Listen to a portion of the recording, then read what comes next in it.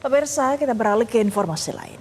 Ini ada fenomena lubang raksasa yang terjadi di Desa Pondok Balik, Kecamatan Ketol di Kabupaten Aceh Tengah. Aceh saat ini terus meluas setiap harinya dan saat ini sudah merusak perkebunan milik warga dan kembali membuat jalan alternatif amblas lagi ternyata, Jason. Ya, ini Valenda juga pemirsa, longsoran aktifnya terus bergerak dengan kedalaman 80 meter dan luasan saat ini sudah lebih dari 5 hektar.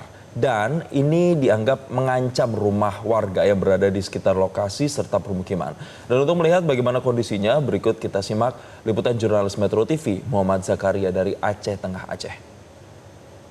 Pemirsa Metro TV, saya saat ini sedang berada di fenomena alam lubang raksasa yang berada di Desa Pondok Bali, Kecamatan Ketol, Kabupaten Aceh Tengah yang sebelumnya sudah meluas dan hari ini semakin meluas dan jalan alternatif yang dibuka oleh pemerintah juga kembali rusak dan harus dipindahkan ke lokasi lainnya karena memang longsoran aktif ini masih terus terjadi 5 hingga 7 meter setiap harinya, apalagi saat cuaca hujan dengan intensitas tinggi dan sedang melanda kawasan ini. Dan kedalaman lubang ini sendiri diperkirakan 80 hingga 100 meter ke bawahnya dengan luasan saat ini mencapai 5 hektar lebih. Ya, lubang raksasa ini juga berpengaruh terhadap pertanian warga yang ada di sekitar lubang raksasa ini dan sudah ditinggalkan karena memang warga was-was akan terjadinya longsoran yang terjadi terus-menerus dan sangat berbahaya bagi keselamatan warga yang berkebun di areal ini.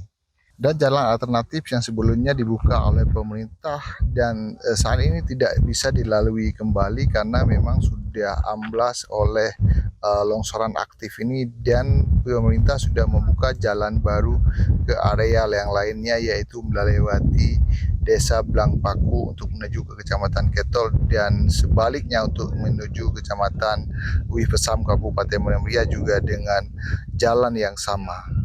Saat ini memang belum ada penanganan di lokasi ini yang dilakukan oleh Kementerian Pekerjaan Umum dan pihak ketiga dari Hutama Karya di lokasi ini mengingat memang saat ini masih dilakukan analisa atau penelitian oleh pihak ahli geologi dari Universitas Sheikh Kuala di mana sebelumnya pihak dari ahli geologi ini sudah melakukan penelitian berupa geolistrik di 4 titik yang ada di lokasi ini dan belum disimpulkan kesimpulan penanganan yang akan dilakukan nantinya.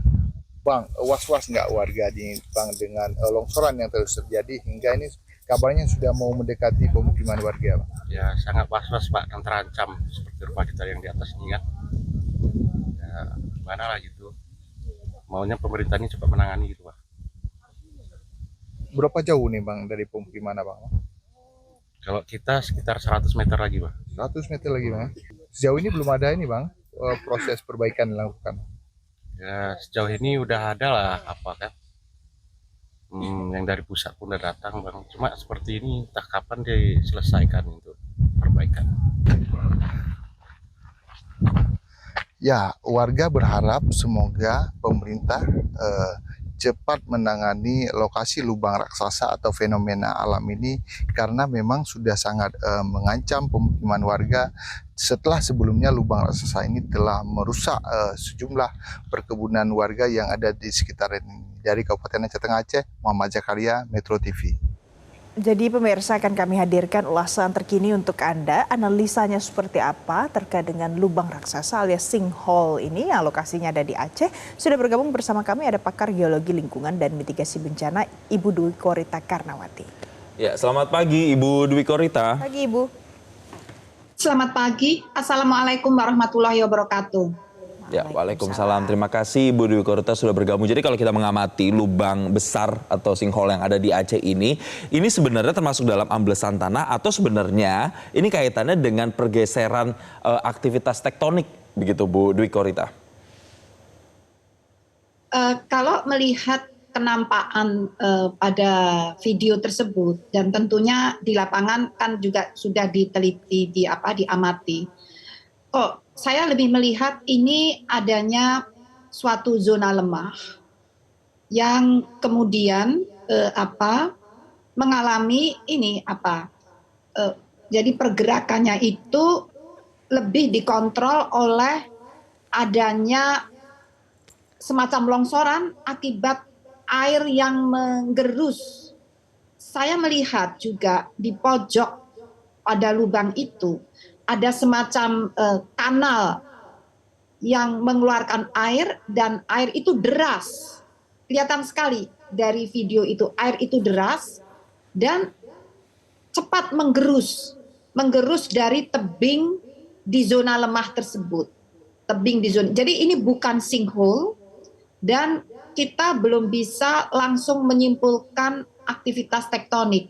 Belum bisa, masih perlu data-data tambahan yang lain.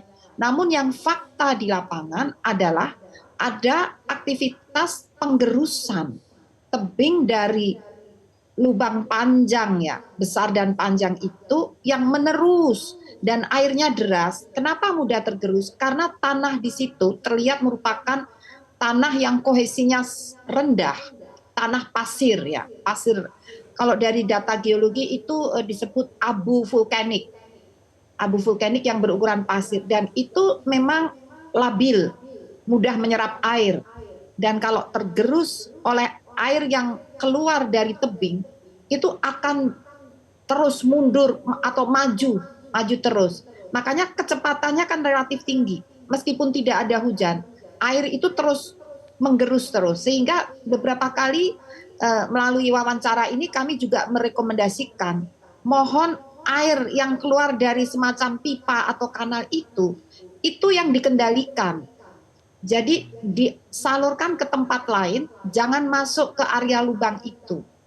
Insya Allah kalau air itu berhenti, tidak masuk ke sana, akan menjadi lebih stabil. Dan jangan ada getaran-getaran ataupun gangguan. Lokasi sudah ditutup, itu bagus, tidak akan berisiko bagi orang yang lewat. Tapi sekali lagi yang paling mendesak, sambil menunggu penelitian dari Universitas Syah Kuala, air itu mohon dikendalikan lebih dahulu. Kalau tidak nanti kampung yang tinggal 100 meter itu akan kena. Demikian. Nah, kalau seandainya pengelolaan air ini terlambat dilakukan atau lama sampai nanti pada akhirnya bisa terkendali, apa worst case-nya? Apakah nanti lubang ini bisa semakin membesar atau bagaimana? Ya, itu sudah menjadi fakta. Awalnya lubang ini kan tidak sebesar yang ada pada video itu. Dan sejak awal itu kanal air itu sudah kelihatan. Dan akhirnya kan cepat sekali majunya. Karena itu kelihatan sekali dari video itu. Bagaimana air itu keluar kayak air mancur begitu ya. Tapi langsung menggerus mengena pada tebing tadi. Langsung tebing itu runtuh, begitu kena langsung runtuh, begitu kena langsung runtuh. Kelihatan sekali. Nah, sehingga mohon itu yang jadi pojok, kalau misalnya pojok pas tekuk itu yang ada pada gambar video di situ. Pas tekuk situ tuh ada air itu. Jadi berkembangnya dari sana. Sambil nanti menunggu hasil geolistrik ya dari Universitas Syah Kuala itu bagus. Nanti akan diketahui tujuannya stratigrafi di bawah lubang besar itu, urutan batuannya, apakah ada zona lemah atau patahan atau kekar, dan bagaimana aquifer air bawah tanah di sana. Demikian. Bu Dwi Korita, singkat saya sedikit aja, tapi apa yang bisa diantisipasi dengan adanya kejadian ini supaya hal-hal yang tidak diinginkan, misalnya kayak banjir atau pergerusan tanah semakin dalam atau makin lebar itu terjadi lagi? Apa yang bisa dilakukan? Nah, karena ini sebaiknya itu kan sebelumnya masyarakat tidak tahu, kita semua kan tidak tahu. Nah, pemetaan geologi itu harus dilakukan lebih detail lagi. Peta geologi secara makro sudah disiapkan oleh Badan Geologi. Namun alangkah baiknya bila setiap daerah, provinsi atau kabupaten mendetailkan lagi pemetaan geologi, akan diketahui zona-zona lemah mana yang berpotensi untuk tergerus atau untuk bergerak atau untuk longsor, dan zona mana yang ada batuan kars berpotensi untuk sinkhole.